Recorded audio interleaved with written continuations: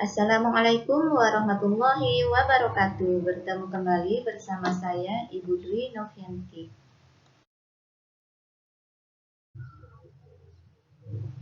Alhamdulillahirabbil alamin wassalatu wassalamu ala asrofil anbiya'i wal mursalin wa ala alihi wa sahbihi ajmain. Amma ba'du. Hari ini kita akan mempelajari mengenai materi sholat. Pertama-tama kita harus mengetahui apa arti dari sholat. Sholat secara bahasa berarti doa, sedangkan secara istilah sholat berarti serangkaian ucapan dan gerakan yang tertentu yang dimulai dengan takbir dan diakhiri dengan salam sebagai sebuah ibadah ritual. Sholat merupakan salah satu sarana dalam mencegah perbuatan keji dan mungkar, seperti yang terkandung di dalam Al-Quran, Surah Al-Ankabut ayat 45. Bismillahirrahmanirrahim. Utlu ma uhiya ilaika minal kitabi wa aqimis sholah. Inna sholata tanha 'anil fahsya'i wal munkar. Walazikrullahi akbar. Wallahu ya'lamu ma tasna'un. Artinya, bacalah kitab Al-Quran yang telah diwahyukan kepadamu, yaitu Muhammad, dan laksanakanlah sholat. Sesungguhnya, sholat itu mencegah dari perbuatan keji dan mungkar. Dan ketahuilah, mengingat Allah dengan sholat itu lebih besar keutamaannya dari ibadah yang lain. Allah mengetahui apa yang kamu kerjakan. Adapun perintah sholat sudah tercantum di dalam ayat Al-Quran di dalam Quran Surah Al-Baqarah ayat 43. Bismillahirrahmanirrahim. Wa aqimus sholata wa atuz zakata warka'u ma'ar raki'in. Yang artinya, tegakkanlah sholat, tunaikanlah zakat, dan rukuklah beserta orang-orang yang rukuk.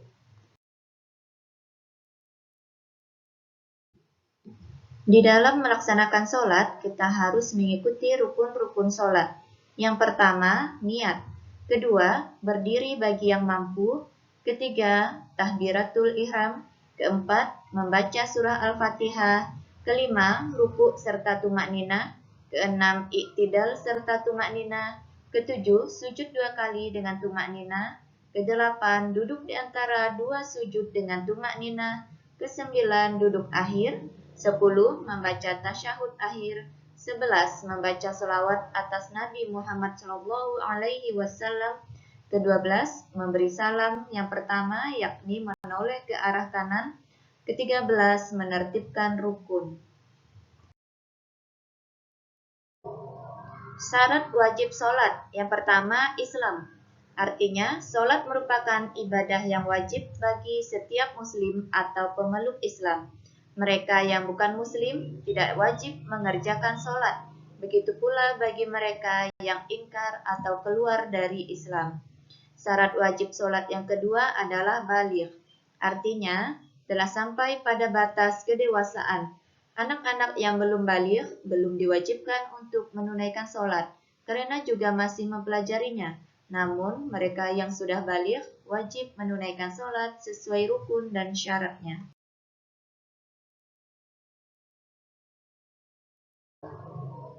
Syarat wajib sholat yang ketiga, berakal. Maksudnya mengerti tata cara sholat, yakni sholat hanya diwajibkan bagi orang yang berakal sehat. Dengan demikian, orang gila, mabuk, pingsan atau koma, dan keterbelakangan mental tidak mempunyai kewajiban sholat. Yang keempat, sampai dakwah Islam. Kelima, terjaga, yakni orang Islam yang dalam kondisi terjaga atau tidak tidur. Keenam, suci dari haid dan nifas bagi muslimah. Syarat sah sholat yang pertama, suci badan dari hadas dan najis.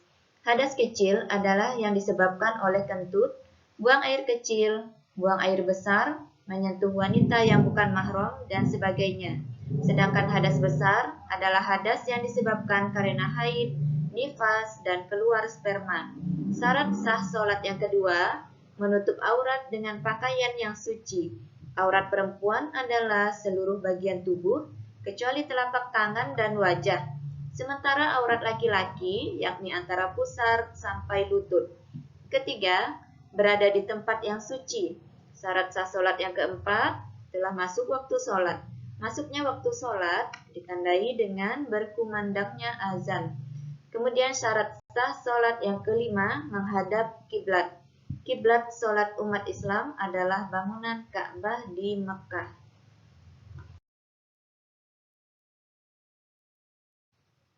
Adapun hal-hal yang dapat membatalkan sholat adalah sebagai berikut. Pertama, tidak mengerjakan salah satu rukun sholat. Kedua, berbicara selain bacaan sholat dengan sengaja.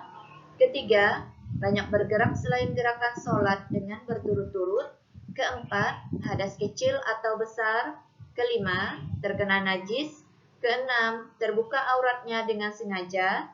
Ketujuh, makan atau minum saat sholat.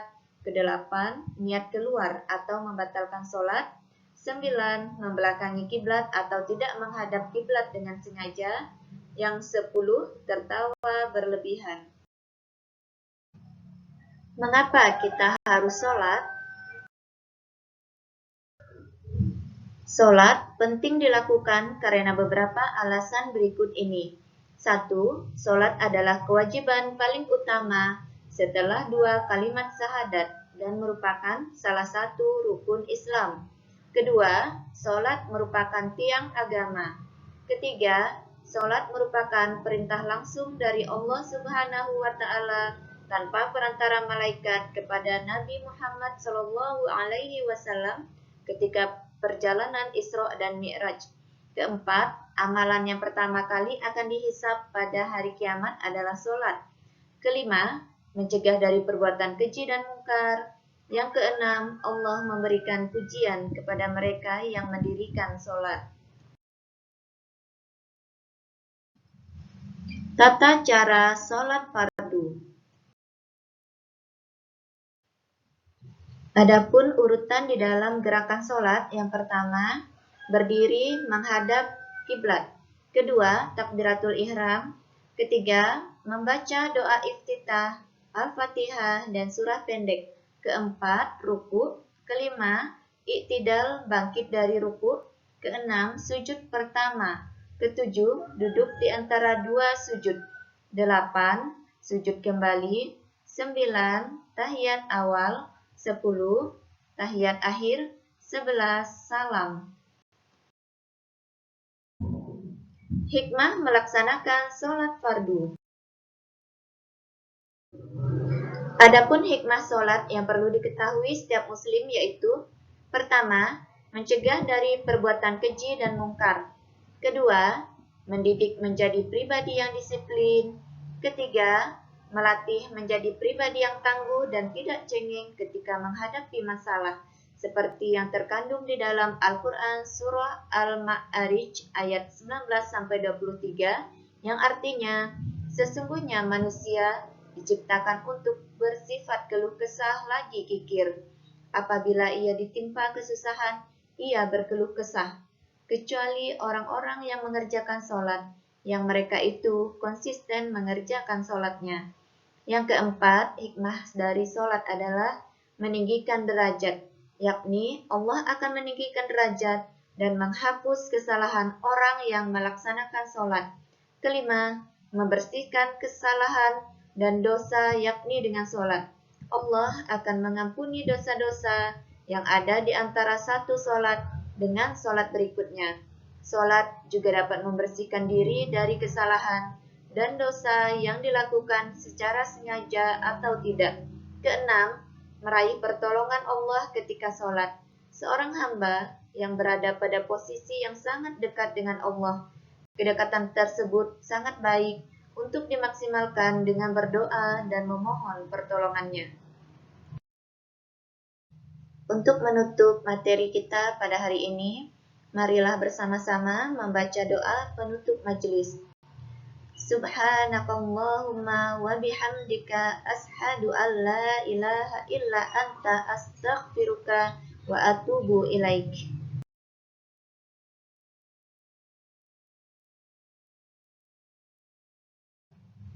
Sekian dan terima kasih. Wassalamualaikum warahmatullahi wabarakatuh.